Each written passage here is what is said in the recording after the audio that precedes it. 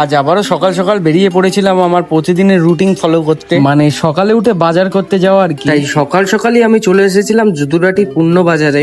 এরপর গাড়ি নির্দিষ্ট জায়গায় পার্ক করার পরে তাই প্রথমেই সবজি বাজারে ঢুকে আমি সবজি বাজার থেকে সবজি নিয়ে নিয়েছিলাম। এরপর মাছ বাজার থেকে কি মাছ নেব সেটা ভাবছিলাম। তারপর সবশেষে একটা মাছ পছন্দ হয়ে গেলে সেটা নিয়েই আমি এরপর বাড়ির দিকে চলে যাচ্ছিলাম। আর এদিকে আমাদের গোবরডাঙ্গায় হচ্ছিল পয়লা বৈশাখের মেলা, তাই সন্ধ্যের দিকেই আমরা তিনজন বেরিয়ে পড়েছিলাম গোবরডাঙ্গার মেলা দেখতে। তাই কিছু সময় গাড়ি চালানোর পরে আমরা অবশেষে গোবরডাঙ্গায় পৌঁছে গেছিলাম। আর আমরা যেখানে গাড়ি গ্যারেজ করতে গেছিলাম ওখানেই দেখছিলাম বাচ্চারা নৃত্যর পরিবেশন করছিল। তাই ওখানে গাড়ি রাখার পর আমরা ডাইরেক্ট মেলার গেটের সামনে চলে এসেছিলাম। এরপর আমরা মেলার ভিতরে ঢুকে দেখি খালা যেন সমুদ্র থেকে জলপরি ধরে এখানে এনেছিল।